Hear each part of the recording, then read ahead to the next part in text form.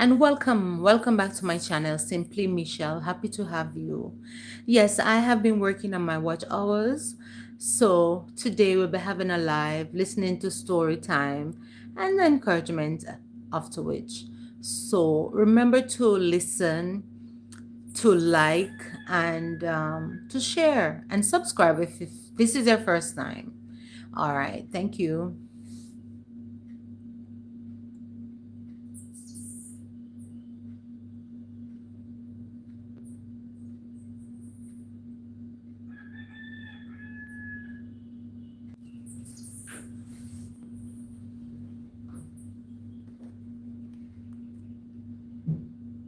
Happy to have you. If you're here for the first time, thank you for coming. I do write my own stories and read them. And today, you know, without itching, the topic today, our story, it's a 15-minute story. The title is The Love That Unlocked Her Past. The rain fell shortly that evening over the quiet town of Rose Hill.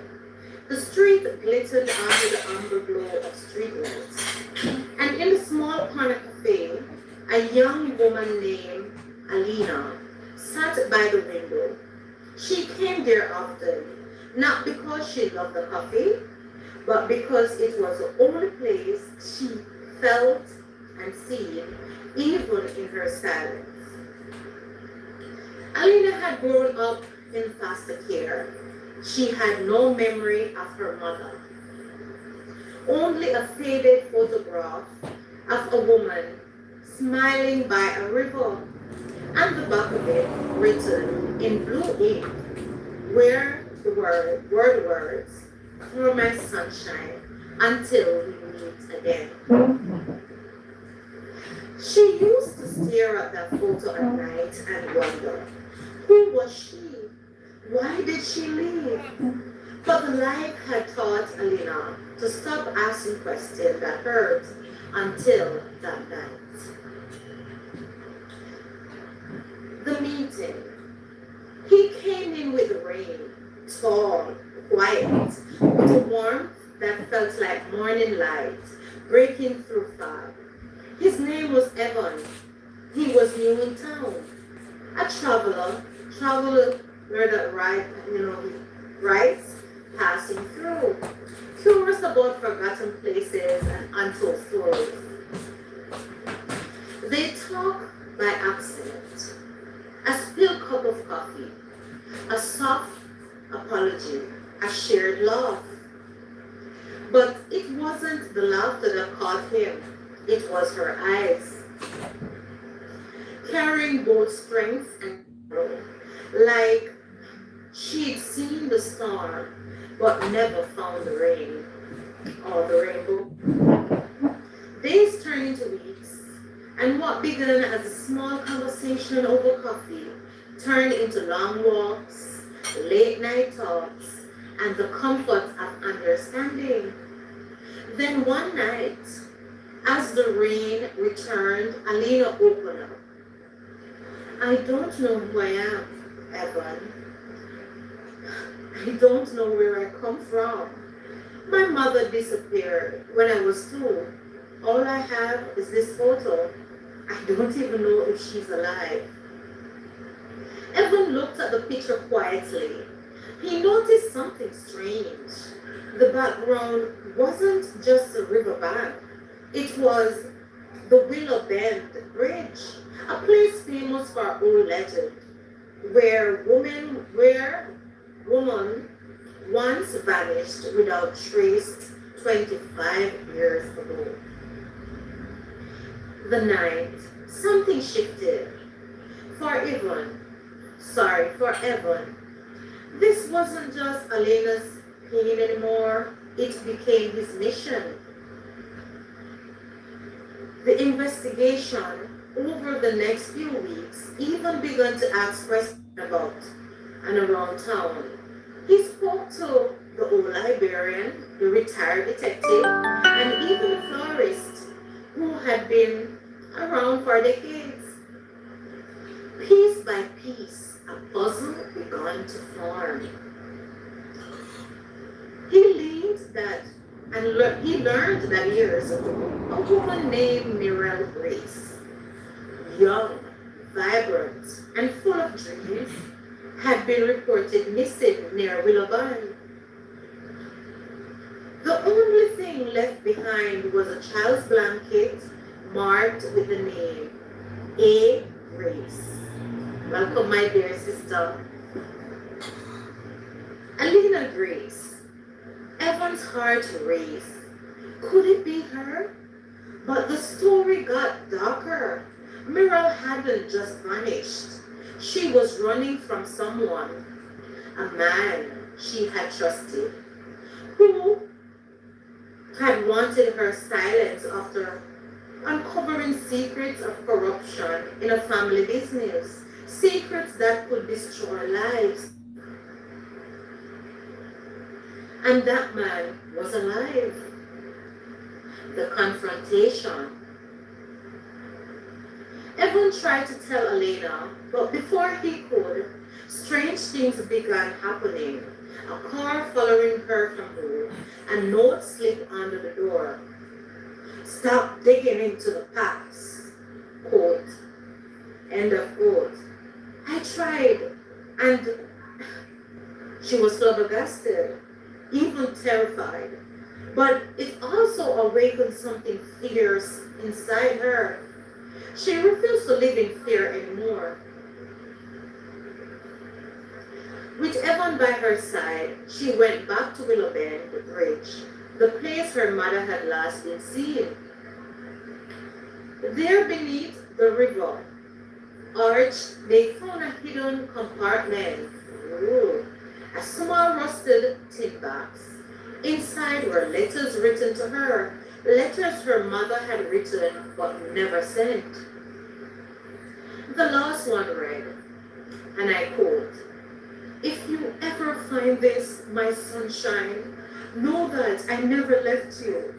I run to protect you. One day, truth will find you, and love will keep you safe." Tears fell freely down Elena's cheeks. In the moment, she realized her mother hadn't abandoned her. She saved her. As dawn broke over the bridge, Evan held her close. "Now you know you are not abandoned," he whispered. "And now it's time to live." Months later, Evan published a story titled "The Woman Who Waited at Willow Bend." It told not just the mystery I lost, but the recovery and courage. Elena, now standing on the same bridge, placed her mother's photo in a locket and smiled, not with sadness, but peace. Beside her, Evan slipped his hand into hers. "Ready for our next chapter?" he asked. "Always," she replied. And with that, the woman who had once been lost in her own story finally began to write a new one. This time, with love and truth as her co-host. Welcome, welcome, guys. And that's the end of our short story today. So that was a short story, and you saw the topic. I just want to say thank you, Jordan. Bless you for being here. And of course, Sister Elise, who have been here. Kingdom Daughter, welcome as well. Welcome. Greetings and blessings, sister, and to everyone in the chat listening. Bless you, Kingdom. Thank you for coming. And Sister Elsa said, "Kingdom Daughter, welcome." Yes, guys, that's my short story for today, and that's what I'll be doing on Saturdays. I'll just do a random short story that I've composed. And, I just want to share the moral of the story that I've just read. Sometimes love doesn't just fill the empty space of our hearts. It helps us uncover the truth we were too hard to see.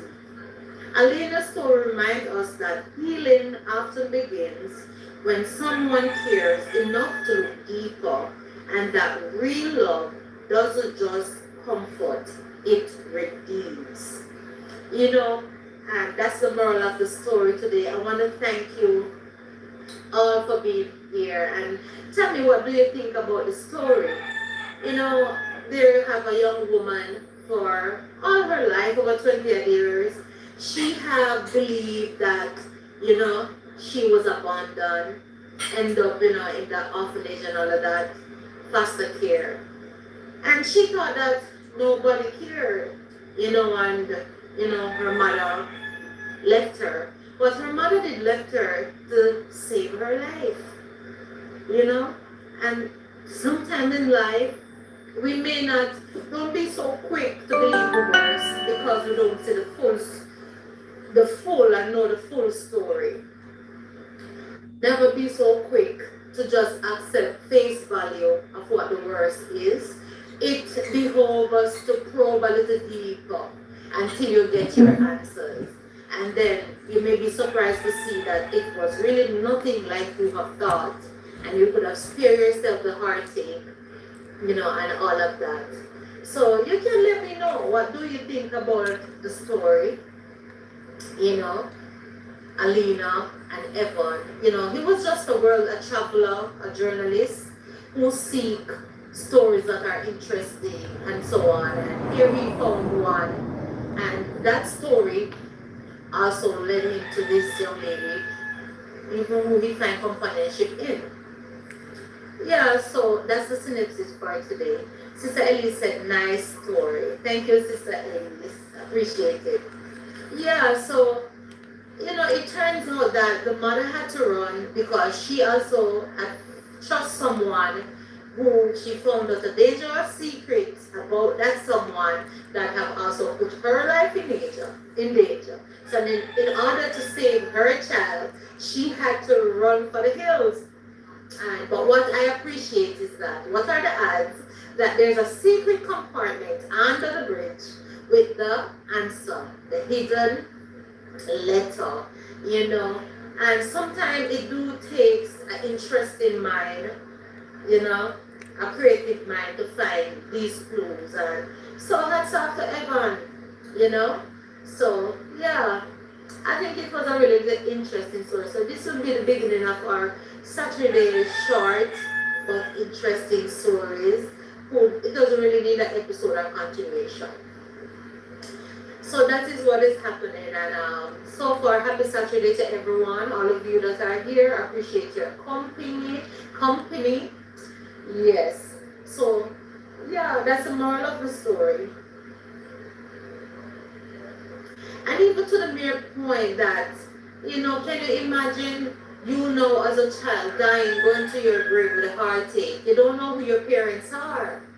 I mean, that's supposed to be sticky. And the reality of the situation is that there are people in this life who that is their story. Yeah, they really don't know who their moms and their mother or father, you know, truly is. So they have to live with that, you know, that pain. You know, so Sister Alice is so true.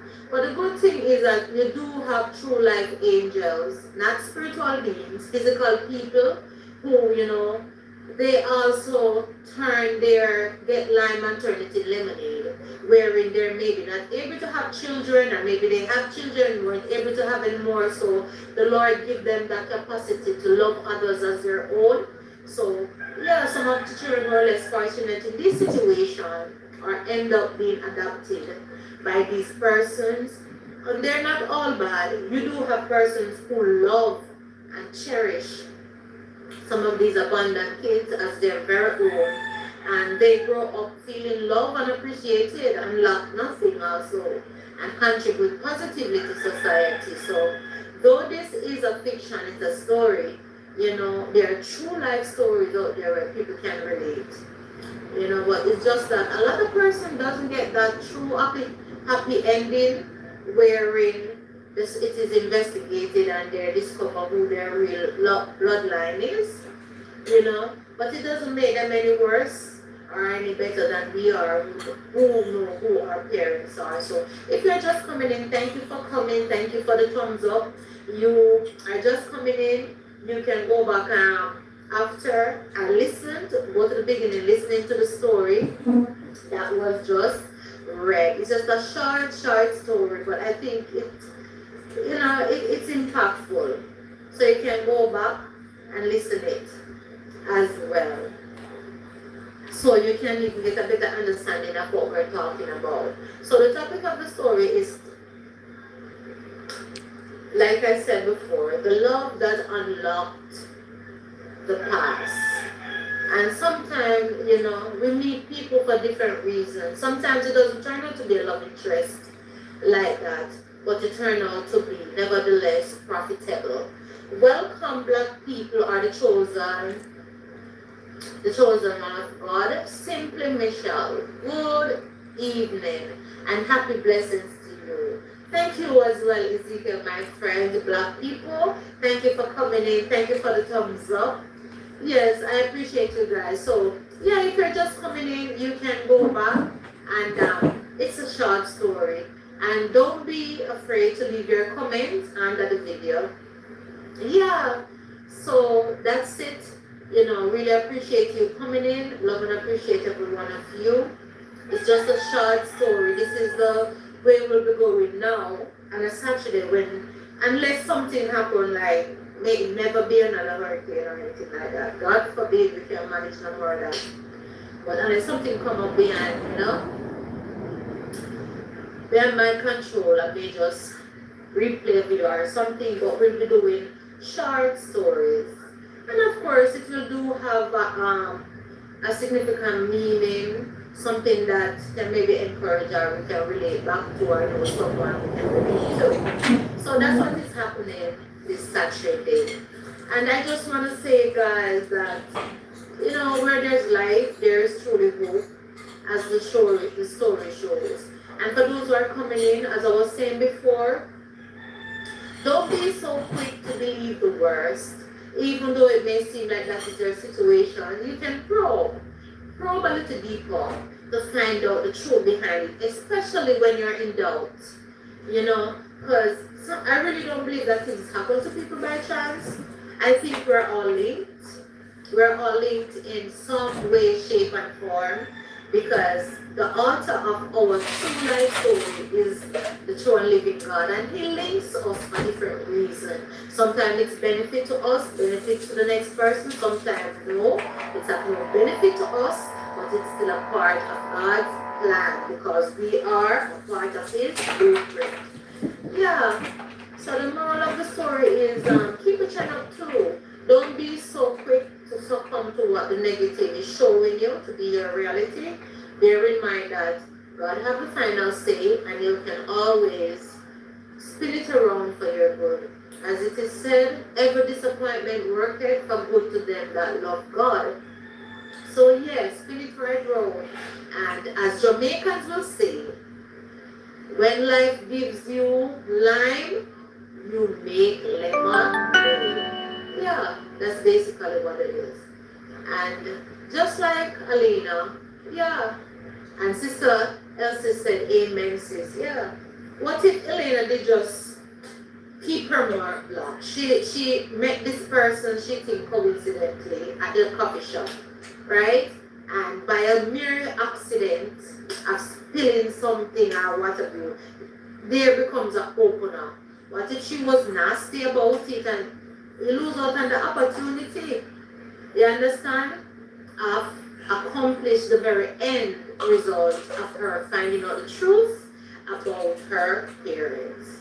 So, yeah, you have to learn to just look on the bright side of things, especially in this time that we live in.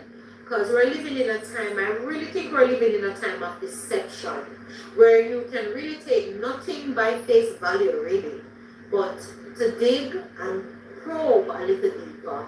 And 50-50 or 80% of the time you do find the truth, and give people the benefit of the doubt. As I was told as a child by my grandmother, that I don't remember the quote exactly, but it has something to do with be careful how you entertain strangers because you may just entertain angels.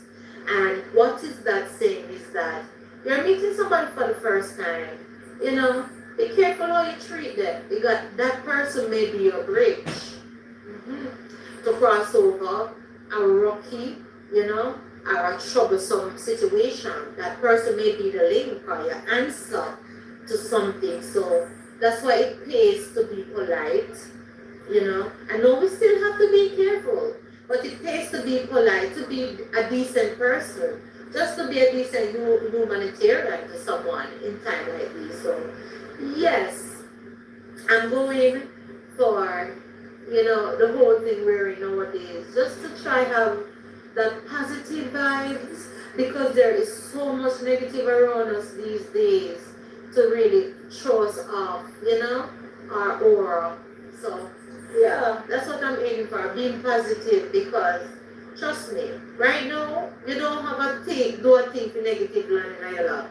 Negativity is like negativity as you open the door, it's like negativity. I said, see me here. Or before you open the door, it's trying to invite itself. Right?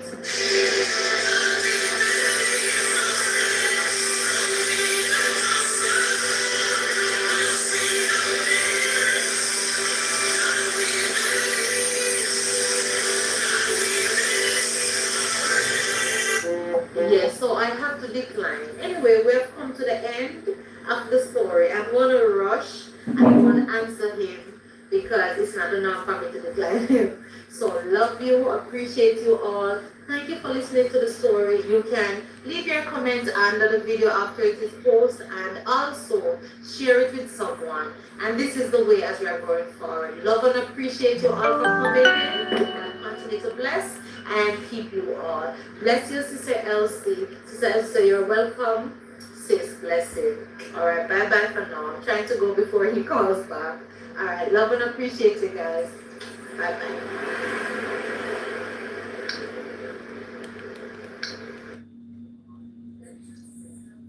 All right, guys, we move on. Thank you all for being here to another story. Thank you and appreciate you all. Yeah, another story begins now.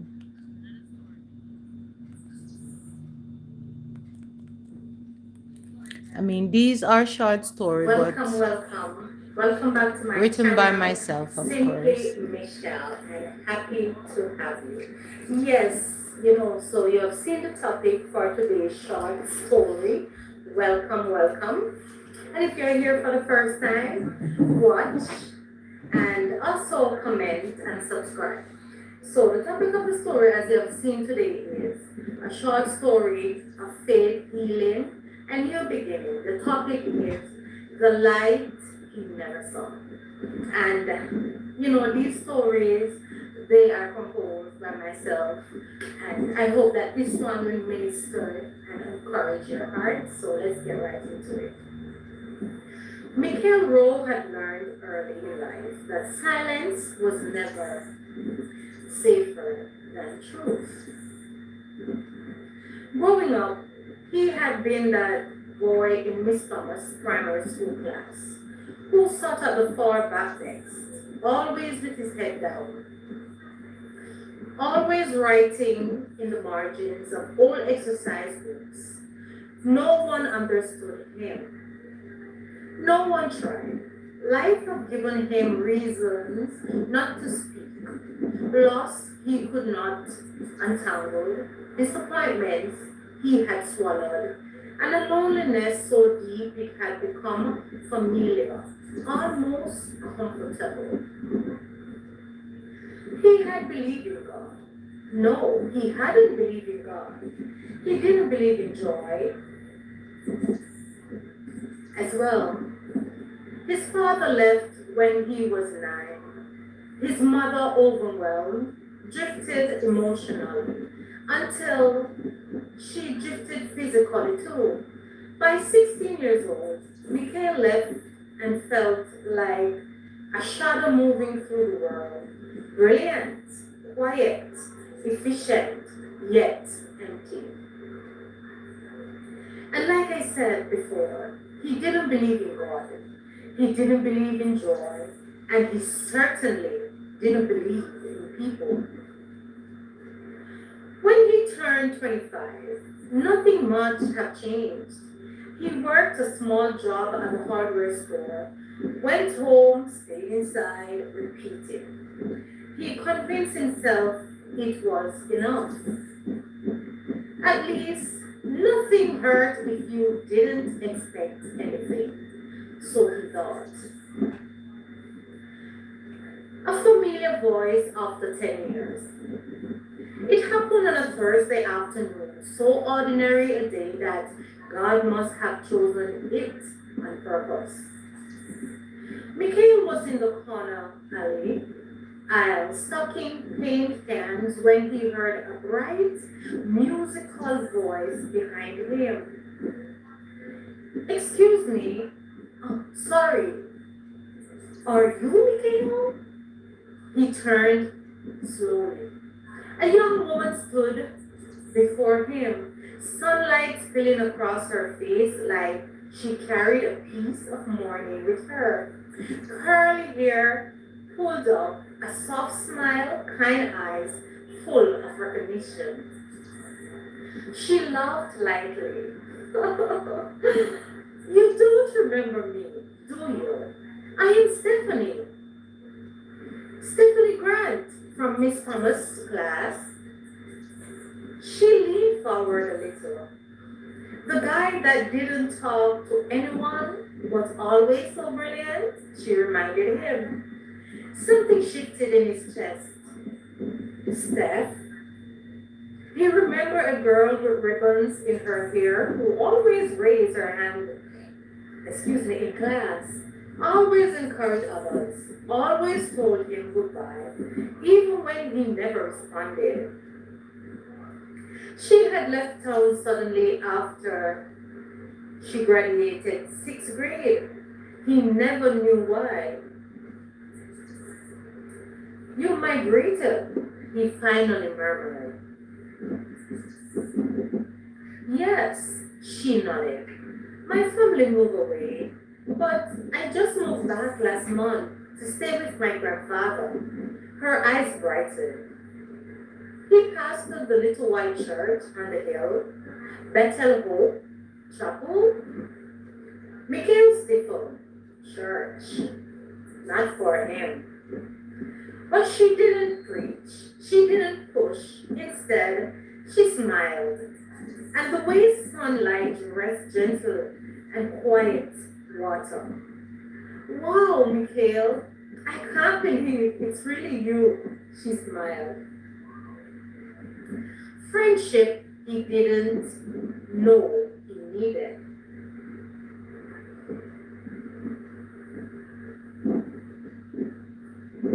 Over the next few weeks, Stephanie made a habit of stopping by the hardware store, sometimes to buy something, sometimes for nothing at all.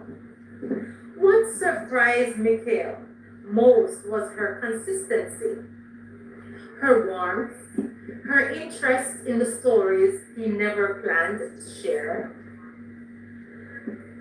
He tried to keep conversations short, but she had a way of making silence feel safe. She talked about her grandfather, Pastor Grant, the community youth group, her belief that God always found lost people, even those who didn't want to be found. One afternoon, she asked gently, You ever go by the church? Mikhail almost laughed. No, he responded. Well, you could come on Sunday. No pressure. I promise. Just come with me. Sit with me. I think you'll like the music. He shook his head. Church isn't for people like me, he said. Stephanie looked at him with a seriousness he didn't expect. You mean people who are hurting? His chest tightened. She didn't look away. You don't have to say anything. I can see it. God sees it. You and you don't have to carry it alone. Mikhail swallowed hard. No one had ever spoken to him like that. No one ever seen him like that. When a heart begins to open. A few days later, Stephanie found Mikhail sitting behind the store on his lunch break, staring at the mountains. You look like your thoughts are heavy, she said softly. Without knowing why, Mikhail started talking. Not everything, but enough. He told her he didn't trust people, that he didn't believe in faith, that whenever he tried to hope for better, something worse came instead. Stephanie listened. No judgment, no scripture dropped like stones, just compassion. When he finished, she said quietly, pain had a voice too, but God doesn't silence pain, He heals it. He looked at her, confused and frustrated. Why do you even care? He asked. Stephanie took a slow breath.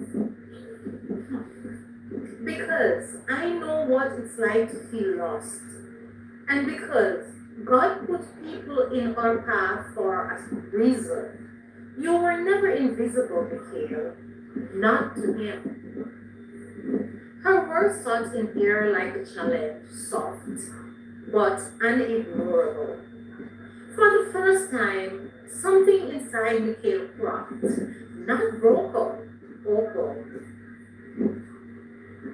The church on the hill. It took 2 more weeks before he gave in. Fine, he muttered one afternoon. I will go just for one service. Stephanie's face lit up, not with triumph, but with quiet gratitude. Come with me Sunday morning. I will sit right beside you. The church was small, wooden with sunlight flickering through stained windows.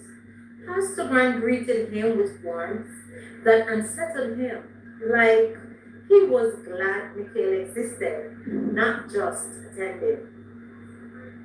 During the sermon, Pastor Grant said, some people come to church expecting judgment, but God is the one who comes to them with mercy.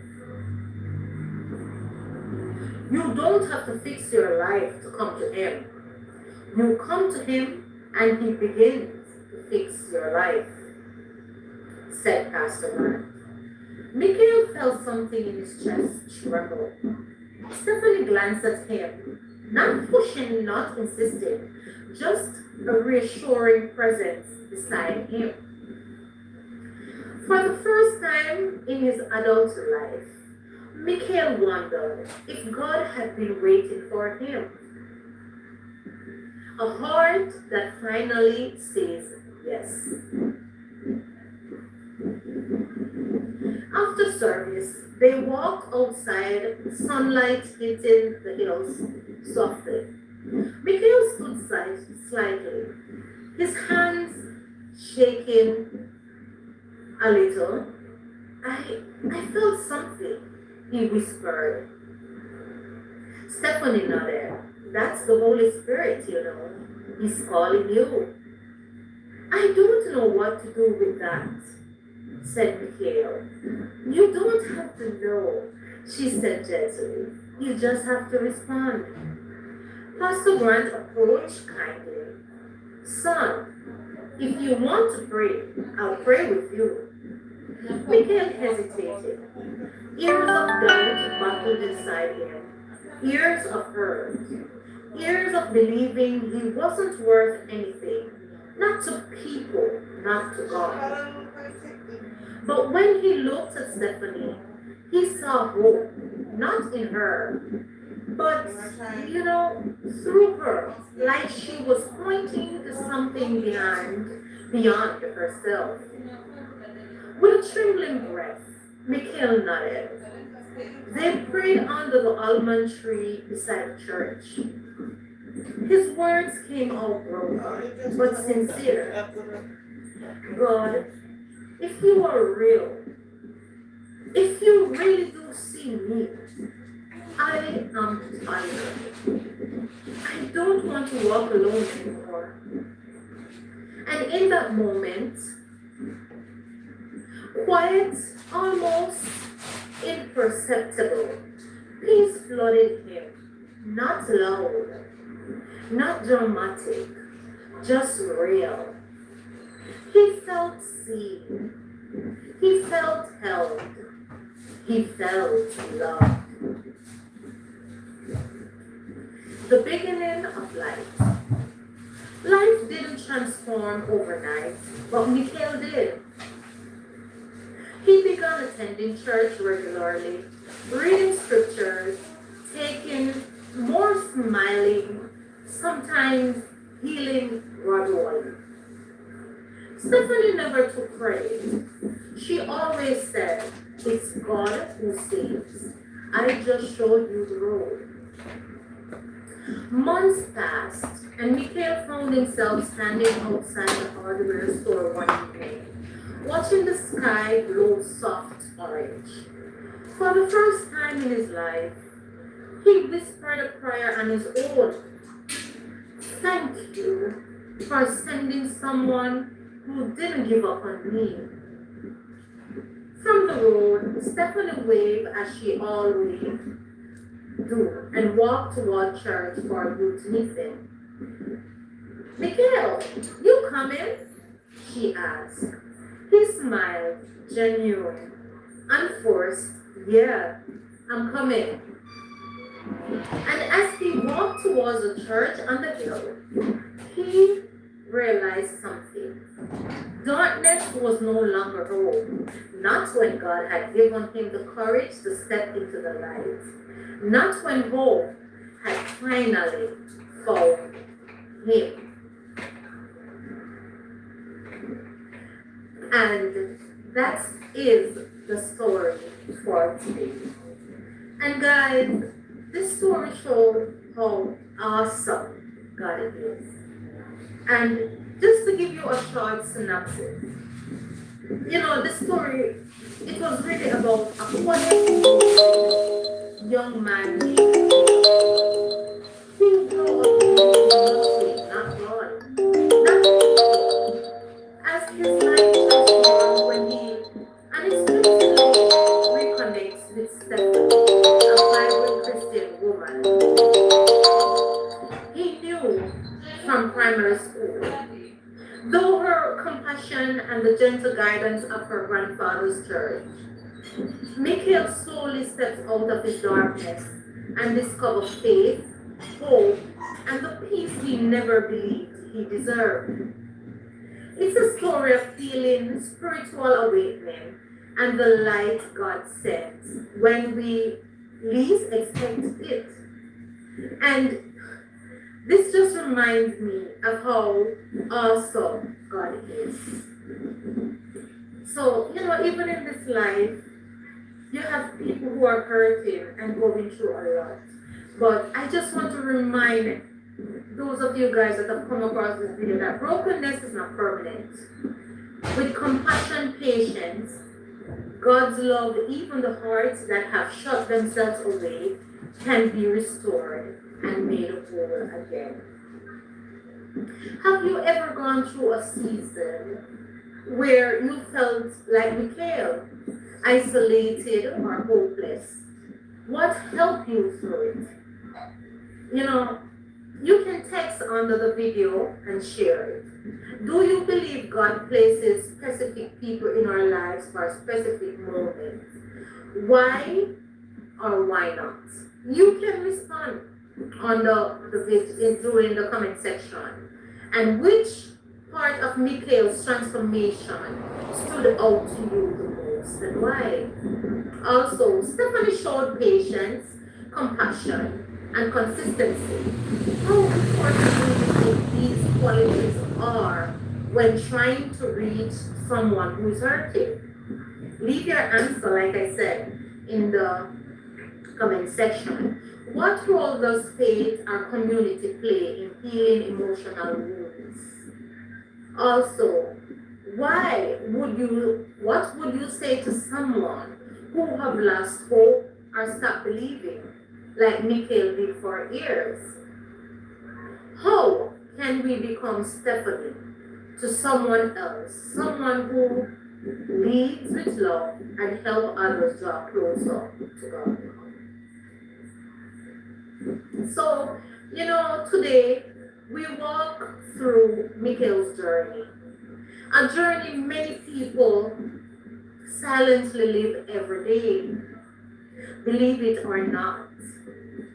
His story reminds us the darkness is not the end and hopelessness is not life sentence. God has a way of reaching into our broken places sometimes through people we least expect and gentle guiding us back to his light. Now, if you take anything from this story, let it be this. No heart is too far, no soul is too damaged, and no life is too lost for God to step in and restore. We may all be open to the help He sent, and may we all be willing vessels for someone else's healing. And today I just want to say thank you for being here, and I hope may follow you, and whatever you do today, take the time to reflect and to give God thanks. Because in this journey called life, no man is an island and no man stands alone. In spite of how you're feeling today, like Mikhail, God have a way of reaching us. And be hopeful and expect of God. Whatsoever it is you need, maybe you need deliverance from something, maybe you just need help with something, maybe you just need someone to listen. As you get up in the morning, expect that. Thank Expect you, to see that Mikey. someone. Thank you. And talk to the Lord. Thank you also, Classic, If everyone it's that are even to here. say, Thanks for Lord, being send your here. help, I need a listening ear. And I guarantee you that God will answer. His ears are not heavy that he cannot hear, neither his hands short that he cannot deliver. All you have to do is to believe. Believe that when you pray, God will answer. Believe that there is an awesome being, awesome God out there that hears, who sees, and who knows. And yeah, that will be enough for the moment. And I know that the Lord will minister to your need. I just want to say thank you to everyone. Thank you. Remember to thumbs up the video when you watch it. It's and remember to comment in the comment section and answer the questions at the end. I want to thank everyone that have passed through, everyone that will listen and that will take part by commenting and share what it is you get from the story. Because, like I said before, no man is an island, no man stands alone. And in everything, remember to give thanks. Because when you give thanks, the Creator Himself will give you something more to continue to be thankful for. And the more you talk about Him and His name, and stand at His name, tell how awesome His name is, He will come and He will defend His name. Because He's not a God that can lie. He said, seek and you shall find. He said, ask and it shall be given. He also said, knock and it shall be opened unto you. And in this life, we need each other, even more so than we believe, you know. And don't give up today. Most of all, don't give up on God.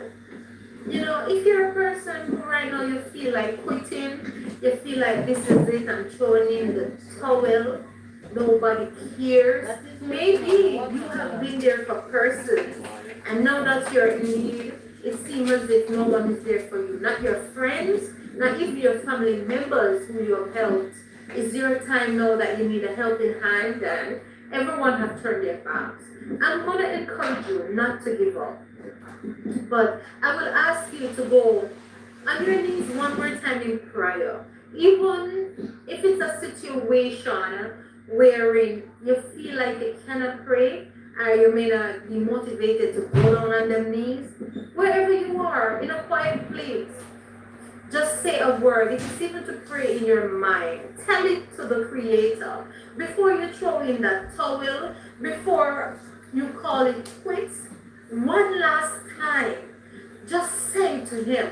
Just like what you would have said to a best and a closest friend, just give it to the Lord like that. Whether in your thoughts, whether verbally, yeah, call on Him. Let Him know that, God, I'm fed up. This is my last time coming to you because I have been asking, I have been seeking, I have been knocking, and it seems like no one cares. God, it seems like you are not there. Relate to Him, on a real, genuine scale, and let Him know what you're feeling, how you're feeling, and yeah, this is it. And you may be surprised to see that when you have come to the end of that road, that's when He decides to answer, to show up, and to embrace you with such a peace, with such a joy that passes all understanding. Because God is a unique God. His ways are higher than ours. His ways and His thoughts are higher than ours. And we may not know why He acts the way He acts, why He chooses to do the things the way He chooses to do it, but He is God. And remember, we cannot fake it. You understand? So it behoves us to just be real as it gets with Him. And I know He will turn up. Because I myself, I have been at that road once. I got saved at 15 years old. And yeah, I was at the time, my dad wasn't really in my life either at that. So maybe I can somewhat identify with Mikhail in this story. And my mom didn't have it, and at the time I had to go and live with some family member into a different parish, and it wasn't easy for those family members, but they give me the best and they tried. But there was that time when I felt like I was alone and nobody cared. I wasn't a Christian as yet and everything, and I remember I was invited to this church that I'm attending now. I was invited several times and go to the altar several times, but I was always having my eyes open. I was always fearful of who is this God, and the way I see the people moving in the spirit, and I said, no, that's not dignified. And 15-year-old teenager, yourself, I was very much in myself, but that night, I think it was a youth week or something, I get fed up of going to the altar. I decided to close my eyes. Sister Brown at the time, may God bless her soul, she had gone to rest. Beautiful woman of God, beautiful soul. She was praying with me and she said, Michelle, do you know everything? Just picture the Lord on that cross, giving his life for me. I remember like it was yesterday. And when she said that, I remember I closed my eyes and tears started coming down my face. And she was saying, Michelle, tears is a language known only unto God. So that is it. Let it go. Give it to the Lord. And, I started doing what she was doing. And I remember I started praying in my mind until I started saying words. And I remember telling the Lord, I'm fed up. I don't understand why life was so hard for me. I was just 15 years old and I should not be going through this alone. I just felt so unloved at the time. I just felt like nobody cared. And, I remember feeling in my belly, it's as if a joy that turning over like a leap. My belly started leaping and it felt like the Lord was hearing me, and I felt like He wrapped me in my arms. And I remember my whole body felt chills from my feet come up, and I started to have stammering lips, and I started to say Jesus, and it's as if I was just complaining. Oh my God, I feel like crying. But it's tears of joy. I felt like, I was just complaining to the Lord. Hallelujah. But it was a feeling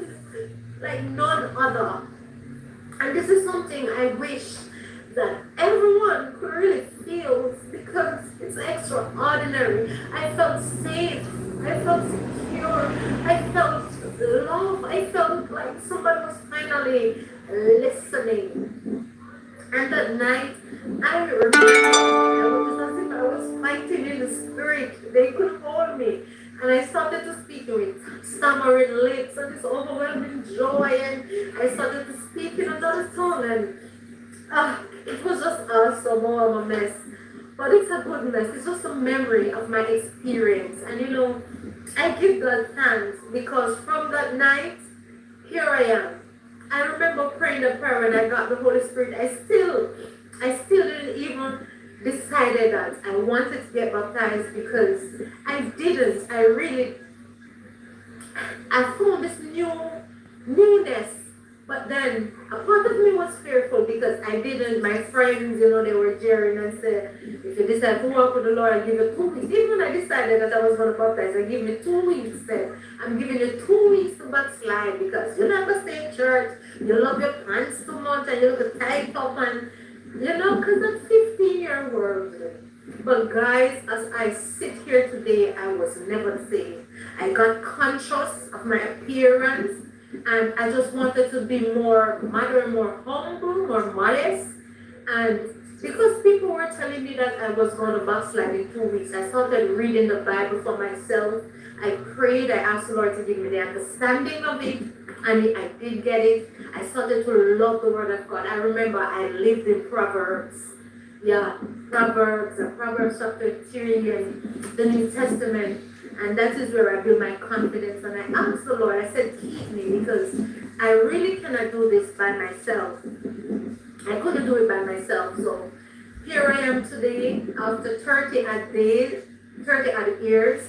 The Lord is still keeping me and I have no regrets. And I do have this joy. It doesn't matter what's happening around me, whether it is a hurricane, whatever. I find this level of peace and contentment in knowing that my life is in the hands of the Lord and knowing that He has the final say. So, yes, thank you for coming in today. I really didn't plan to share my story, but that's how the Lord operates. And, as I always say, Philippians 3 verse 14. I can do all things through Christ who strengthens me. So whatever you try to do today, do it to your best of your ability. And for today, I say bye-bye and God bless you. And I do hope the story will encourage your heart and you'll look to the Lord and when it's coming to our help, because our help comes from Him. Bye-bye.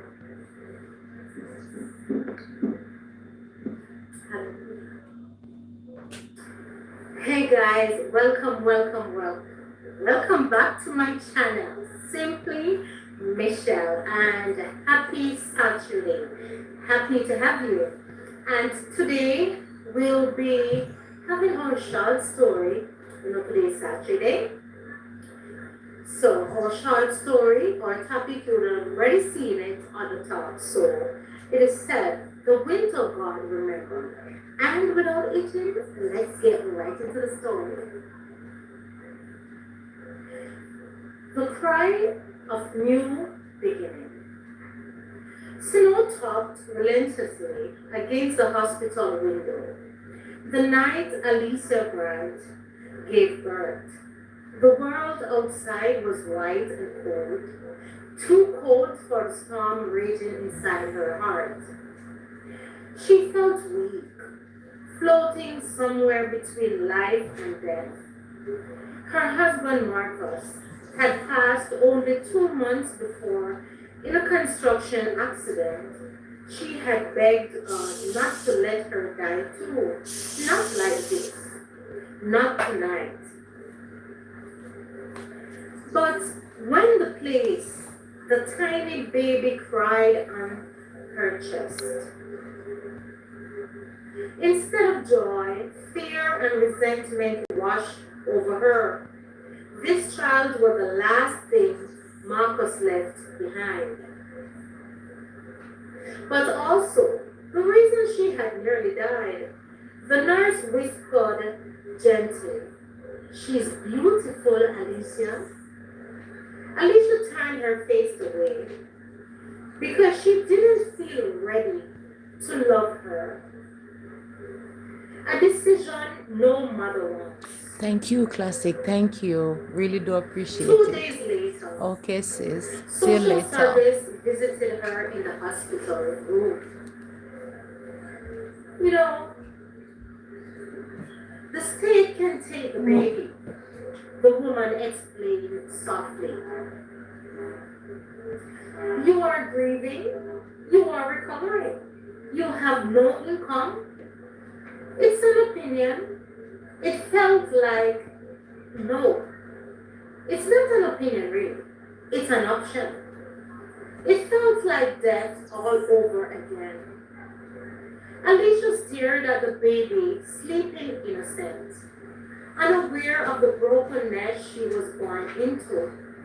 Her heart clenched, her soul trembled, her faith wavered. I don't even know if I can do this, Alicia whispered. I'm so tired. I don't even know what is to come. But that night, as she held the child, just, as she held her child, just to feel her warmth, her heart softened, whispered in her spirit, I saved you both for a reason. Tears fell for the first time since Marcus died. And Alicia made her choice. She kissed her daughter's forehead and whispered, You are mine. I will try. God will help me try. She named her Hope, a house without heat. Life outside the hospital was far colder than the winter itself.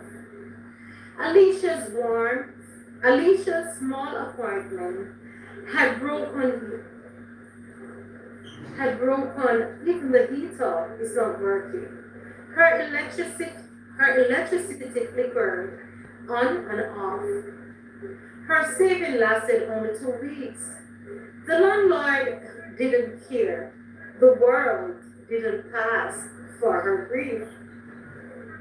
She wrapped little Hope in blankets and passed her to her chest every night to keep her warm.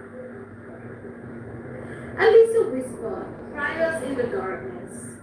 God, please don't let us freeze to death.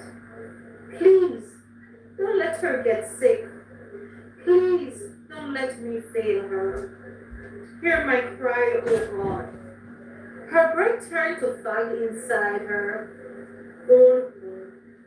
They ate canned soup every other day. Sometimes she pretended she had already eaten, so Hope would have enough formula.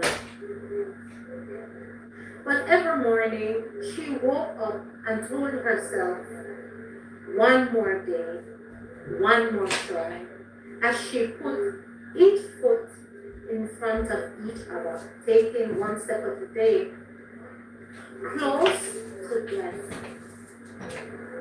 One night, the temperature dropped sharply. Hope cried weakly, too weakly. Alicia panicked.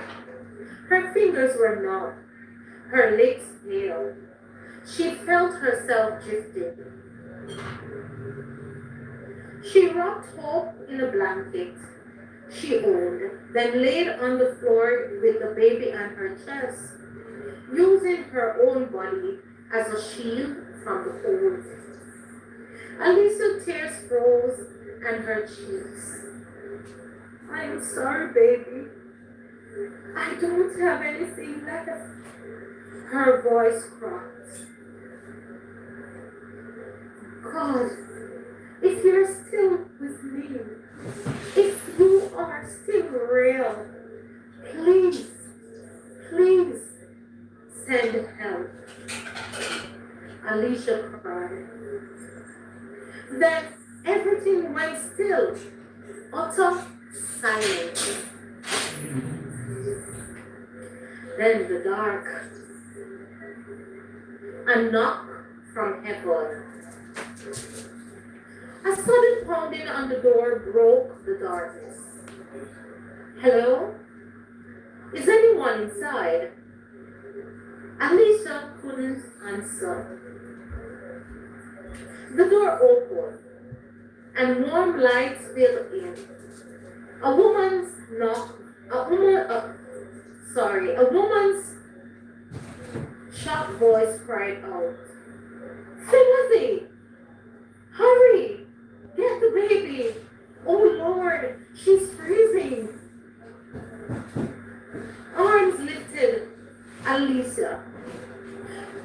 Some people, I thought I saw some people, we have to hurry. Someone wrapped her in a heated coat.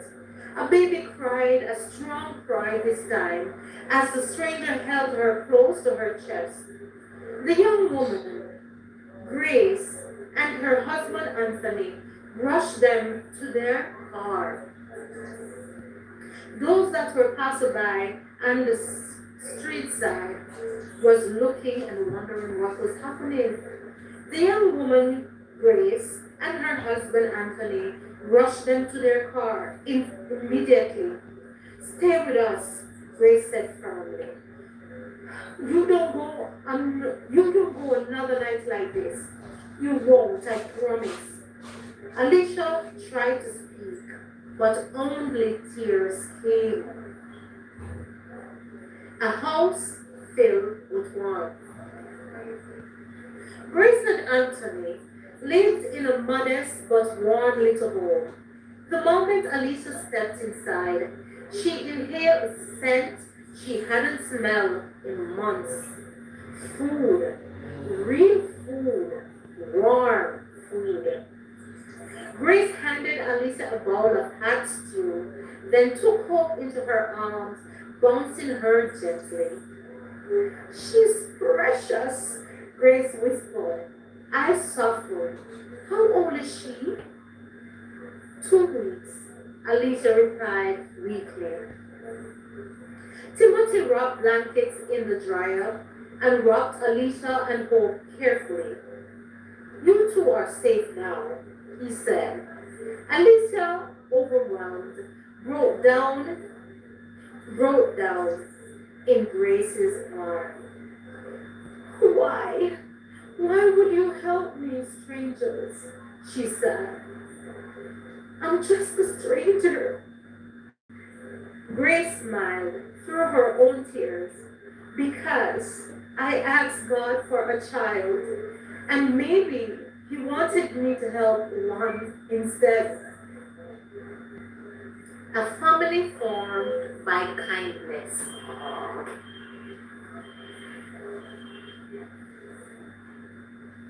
Alicia stayed with them through the winter.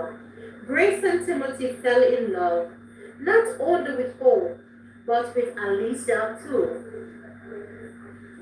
They treated them like family. Grace fed her. Timothy fixed her documents. They both prayed with her every night. Hope giggled the most when Grace held her, and when Timothy rocked her to sleep, Hope clung to his shirt as if she had always belonged in his arms. One evening, sitting at the dinner table, Timothy said, You are not going back to that freezing place. Stay until you're stable. Stay with us. We will help you get work, childcare, everything you'll need. At least until you're back on your feet. Alicia covered her mouth as tears fell. You don't know what you have done for us. You have saved us from such a terrible tragedy, she went on. Grace took her hand gently. We just answered what God told us to do, and is to open our door. The blessing of sacrifice.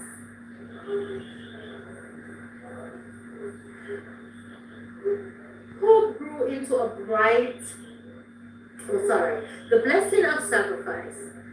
Spring bloomed and Alicia stood stronger than she had ever been. She found a job. She began counseling. She joined she joined Grace and Timothy's church, where the people they were loving. Hope grew into a bright-eyed, joyful baby girl, healthy, smiling, and full of life. One Sunday morning, Grace pulled Alicia aside, tears in her eyes. I need to tell you something, she whispered. Timothy and I, we went to the doctor this week. Alicia held her breath. And give me a moment, I need to catch my breath, said Hope. Sorry, said Grace. Go ahead, I'm trembling over here. Alicia, yes, we went to the doctor and Timothy and I, we are pregnant. Alicia screamed with joy and pulled her into a tight embrace. Grace continued, voice trembling. And it's twins! Oh my gosh, she could not contain herself. They both burst into tears, holding onto each other, crying their eyes out, filled with joy. God didn't forget us, Grace said. No, he didn't, Alicia whispered. He remembered all of us, said Grace, filled with emotion as tears pouring down her cheeks. Growing a new hope. As Grace's belly grew, so did the friendship between her and her new best friend Alicia. The two women were inseparable. Alicia cooked for her. Grace babysat Hope. Timothy became the father figure Hope would one day know as family. There was no jealousy in Grace's heart, only gratitude that she had known love before her wooed new life. One evening, Alicia sat rocking Hope and watching Grace knit tiny matching blankets for the babies. She whispered to herself, everything I've lost, God restored through people I never knew. The winter turned to blessing. 2 months later, Grace delivered two healthy twin boys. When Alicia held them, her heart swelled. Hope, now crawling, giggled and reached for them. It became clear that their families were no longer two, they were one. Alicia found an apartment not far away, regained her strength, built a peaceful life with Hope, but she and Grace remained inseparable, tied by faith, sacrifice, and miracle. The young couple who opened their door not only saved two lives, they received double blessings in return. And Alisa, who once doubted she could love her child, now held Hope tightly every night, whispering, we survived winter, God carried us, and you my darling baby, we were, you were worth ever struggle. The cold season that almost killed them had become the season God used to show them He never forgets, He never abandons, He always provides. And sometimes He sends the miracle as a knock on the door. Oh my word.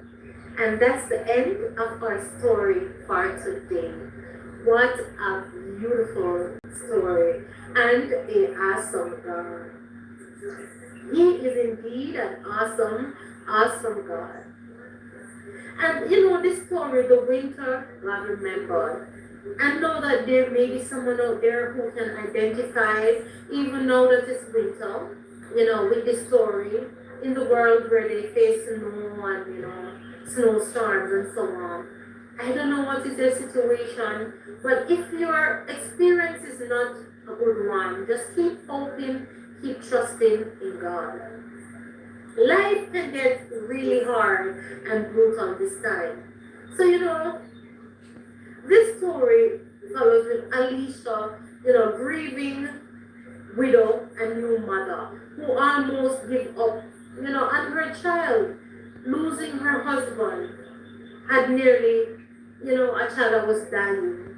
And she herself, she normally died in a child's birth. But she chooses love. And that choice becomes her test of faith. And even as believers, our faith will be tested and tried. So we just have to remember to keep our hope in God. Can you remember her life, God, as you have listened to the story, you were listening keenly. They have no heat, no electricity. Can you imagine? No electricity in winter. Everybody knows what that means. You're going to freeze to death. Barely any food. A newborn she desperately wants to protect. This is the cry of a lot of single mothers all over the world, especially in the countries where you have these winter season where you have snow blasting. Even if the snow is not blasting, once the snow is falling, that's ice. You need to stay warm and without electricity, without heat, without food, as a single parent. That cannot be easy, you know. So yeah, they barely had food, and a newborn she desperately wanted to protect. So it wasn't easy for Alicia. So one freezing night, she and her baby, you know, are close to death. In that moment, God sent Grace and Timothy, a couple who themselves have been praying for a child, but at the time they weren't successful. And that is how God operates, guys. Sometimes we'll be praying for something and we're wondering, what's up? What is God doing? The you have more than security to take care of a child. And can you imagine praying for one and for some reason it seems like God is not answering? But here you meet upon a woman who have a child and don't have the wherewithal to care for that child. It seems a little twisted, don't it? But God, His ways and His thoughts are higher than ours. And as you see in this story, how it unfolded, one parent who had more than enough, right? More than enough. And still, their prayer was an answer to have that child as yet. But God saw it fit to bless a woman who is single, who have lost her husband with no money and in winter left out in the cold basically. And yet she had a child. Talk about the awesomeness of God. But this will encourage us not to give up, not to quit, because God always has a greater plan in store for us.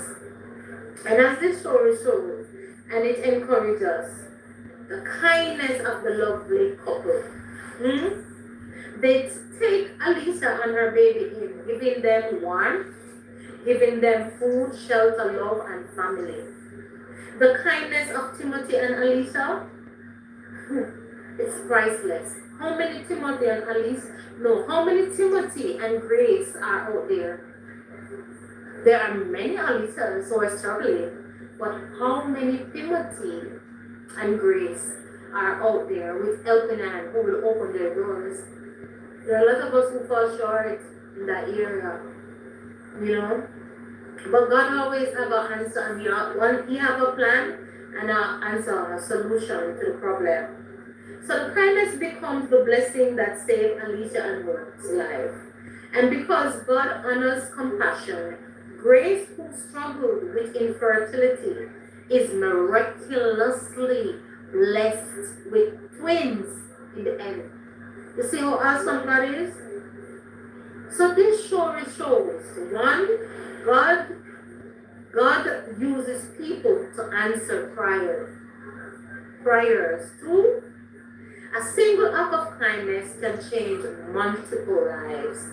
Three, faith may take you through winter, but God always sends a way out. Exactly what I'm saying. That's how awesome God is. Four, what you give in love, God returns in double portion. What you give in love, God returns in a double portion. How awesome is God? He is awesome above all. So this story, it really encourages my heart, and I hope it will encourage yours. Right? So make sure you really listen to the story so you can give your comments in the comment section what you think of it. You know, it is a powerful reminder that even in our darkest season, like Jamaica is facing now, I have relatives in Westmoreland that are going through some of this turbulence. You know, lost everything. Don't know where the next meal is coming from. So, you know, it behoves us. Let us be as Timothy and Grace in whatever situation we have. And as I said, this is a powerful reminder that even in your darkest season, God is working behind the scenes. Even when you feel forgotten, heaven remembers your name. You know, guys, even in our darkest season, heaven remembered our name. And if you haven't gotten or taken anything away from this story, remember that. Even in our personal, in our darkest season, heaven remembers our name. So be encouraged. Be encouraged. And those of us who are out there who are not in the dire situation, like most persons are, even those that have been through the hurricane that have passed, it have left hundreds, thousands of people homeless. You understand? Let us show an act of kindness. Maybe there's something you have been challenged with for years, your prayers that are unanswered for years, and you know you may be wondering why is it that it's taking so long for God to answer. Sometimes God is speaking to us, you know, and we are not paying attention. Hey, Mikey, bless you, my baby, welcome. You know, remember to thumbs up the live. And we are not paying attention. Maybe God is trying to just, you know, urge us, sow a seed of faith. Sow a seed of faith.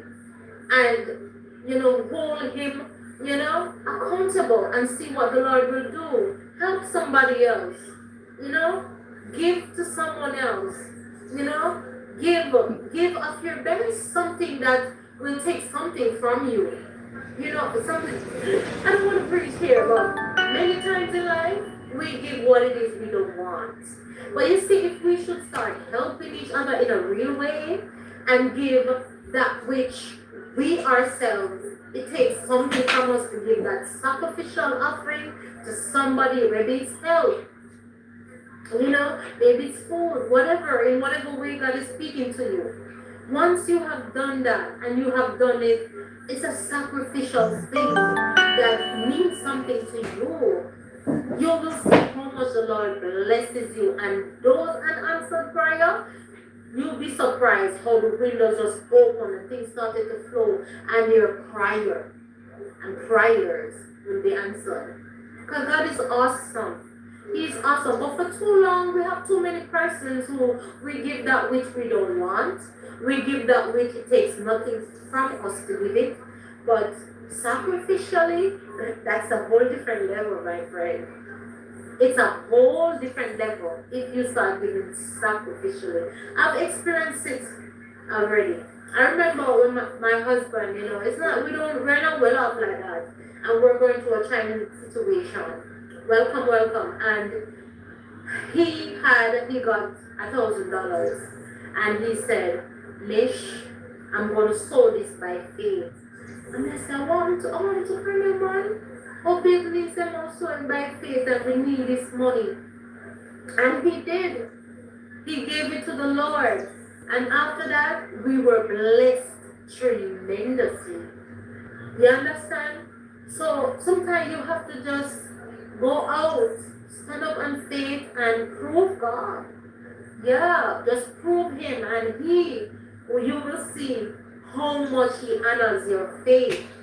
So yeah, don't just give what it is you don't want or what won't take something from you, you know, and what won't take a lot from you. Once you give it, man, give it with your all. You remember the story of the widow's mite? Yeah. If it seemed like the widow's mite, remember that woman wearing, she had just a little flour and oil left. But for the man of God, he went in for him, for her and her son. You know, but for the man of God, she went in and a matter of fact, she thought that, all right, I'm just going to bake this last cake. We're going to eat it and we're going to die because it was in the time of famine. But, you know, I think the story was about the man of God that was passing and the lady decided to bake that cake, that one last cake. And then she shared it to the man of God. And after that, that act of faith, what started to happen, she did not have battles to hold the amount of oil that the Lord blessed her back with and the amount of flour the Lord blessed her with to keep her for her and her son. And though these are Bible, these are things that we read in the Bible, they're not just stories. They're there to build our faith. They're there to encourage us. So yeah, when we reach to that place, and listen, you don't have to be a child of God to have that compassion, to share with others, to give sacrificially to others, to prove God, because God honors faith. Do you ever wonder why unsaved prayers are answered so? Because what? God honors faith. The Bible tells you. Even if you are a person that have no relationship with God, as long as you have that faith that can move a mountain, a mustard seed faith, come on now. God honors that.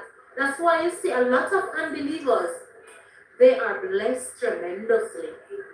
Because what? They have faith. They exercise their faith a lot. A lot of times more than believers. That's where a lot of times us as believers, we fall short. Yeah, we fall short when it comes to faith. These things. Because we want to see how we plan out. We want to see A, B, C, and D before we take a move. And that's not how God works. God wants us to have faith that can move a mountain. Yeah, if the Bible said, if we shall say to the mountain, be thou removed and be cast into the midst of the sea, and believe that which we have asked for is done, it is settled love. Yes, darlings, my darlings. Simple Michelle darlings. I think I like that name. Simple Michelle darlings. Hey, my darlings. Yeah. How about we give ourselves that name? You Simple Michelle family? Our new name is Simple Michelle darlings. Right, my darlings? Right. Once we exercise that level of faith, a mustard seed is a little bitty grain of seed. And can you imagine if we have faith that is so tangible? The Bible said we can move mountains. I'm not here to preach this morning, my darlings. I'm just here to share and to encourage each and every heart and to know that, listen, you are not and never alone. No, no, no. Don't you dare go there. It doesn't matter how big the problem seems. I'm telling you that once you exercise your faith, believe in the Lord and ask of Him, He will show up. He will provide. He will deliver. Yes, my darling. And the story, even when I look back at the story that I've just read with Grace and her husband, Anthony, it's their act of kindness. It saves a single mom and her newborn baby. Not only that, but their sacrificial giving, even though that woman was praying for a child, which I have a girlfriend, I'm not going to call her name, but herself, my darling. She's no longer with her husband now for other reasons. And excuse my stuffiness. She wanted a child. She even had a miscarriage because the child that she got pregnant, but it wasn't in the right place. She was placed and bed rest and everything, and it didn't happen. God knows why. But she have a beautiful heart. Let me tell you, say she love children. That's one of my daughter's godmother. I won't say which one. One of my daughter's godmother, and she she gives sacrificially, and she's a beautiful soul. And yeah, she and her husband split up, and she didn't have a child, but she went on and she fostered. But God is awesome. And she reminds me, the story here with Grace and her husband Anthony. They reminds me of my close friend, my daughter's godmom, right? And it's just that with this couple in the story, they open their hearts, they open their home, my beautiful people, my darlings. They open their hearts. They didn't have to do it that winter, but because they weren't even thinking about their own need, they weren't even thinking that, look, she not kid, she have a child, and she not have to take care of me there and more than enough, and God not even a look on me. She didn't let her situation make her bitter. A matter of fact, she forget about her need and cater to a whole person and a newborn child, cater for their needs. Her needs become back page. And out of that act of kindness, look at the beautiful thing that God have done for this family. Grace. Grace and her husband know what? They have got twins. Twin boys at that. What a blessing. All because they did not cloak up what they have for themselves. They push past their hurt, their need, and open up and welcome someone else into their hearts and into their space. And give hope to someone else. And that what led God to bless them tremendously. Beautiful. Beautiful. So listen to the story. Listen to the story. Guys, please don't take these stories for granted. They are really motivating. And of course, they're written by one, even more family. My darlings, do you like the new names? It's simply Michelle Darlings. Yeah, I love and appreciate you guys. For everyone who have watched the video, listen to my stories, commented, and like, share, whether verbally or actually sharing a video. I appreciate each and every one of you. You're all my darlings. Love you guys. I know that on a Saturday, yeah, last previous weeks I have the reading at 11:30, but I just decided to change the time because I'm trying to come at a later time to see if my darlings will be available. So all my darlings that show up during the live, bless you, appreciate you all. And my other darlings that will watch the video afterwards, love you, love you, love you, appreciate you all. Yeah, so remember to comment under this video. Let me know what you think of the story. Come on, guys, we're building something here together, The Darlings Book Club. Simple Michelle Darlings Book Club. Let me know you like that. Comment on the video. Come on, man. Watch the video. And the only way you will know this to comment is as if only if you watch the video to the end. You'll see this here segment. So you will know that I asked the question. Do you like our new family name? Simple Michelle Darlings. AKA my darlings. Let me know if you like your new name. I'm loving it. I'm loving it. Darlings mean that we have a good thing going on. Yeah, we are sociable. More than sociable, we are friends around here. And we are family. Yes, guys, appreciate you all, my darlings. I just love the ring of it. Darlings. How are you, darling? Hence, darlings. Come on, come on, come on. We're over here about with much of yourself. And need a comment in the section. Yes, down below. What do you like about this name? Or if you don't like it, don't start with your conscience. Yeah, let us have it at the bottom.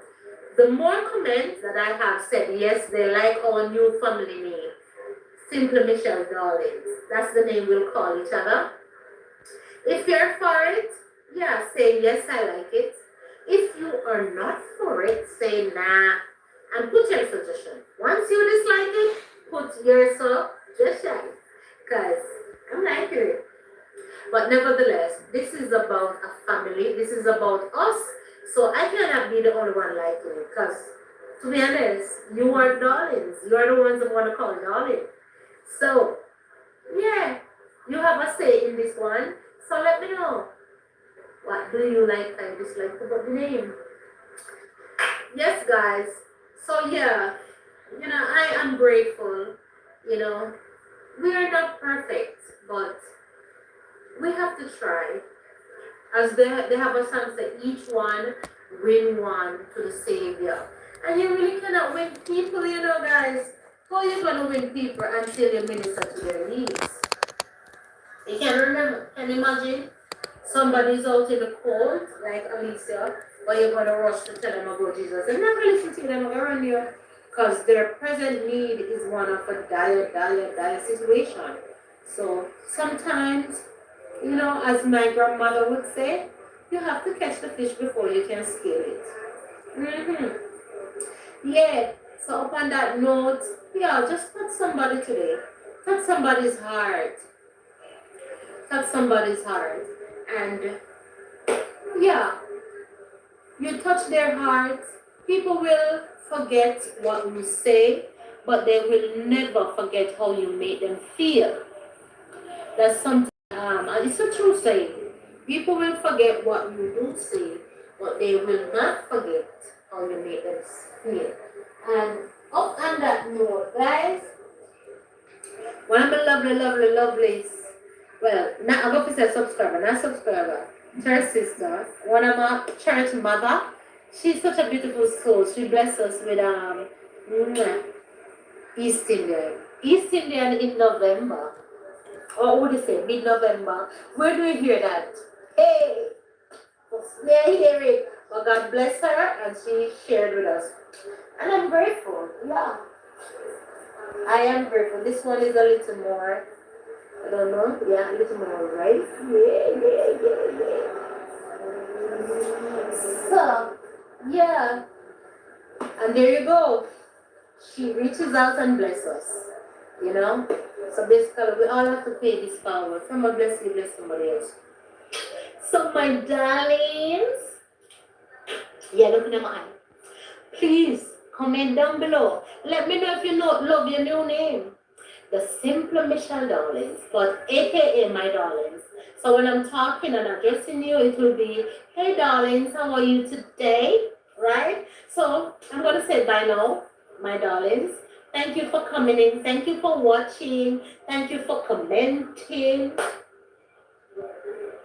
Thank you for being a part of the Simple Michelle family, aka my darlings. Love you guys. Alright, we're just making a lot of fun.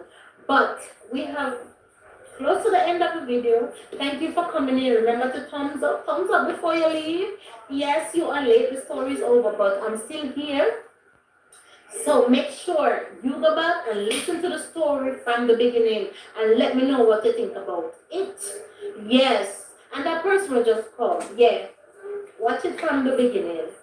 And tell me, comment how it has touched you, bless you, or inspire you. Bye. Love you guys.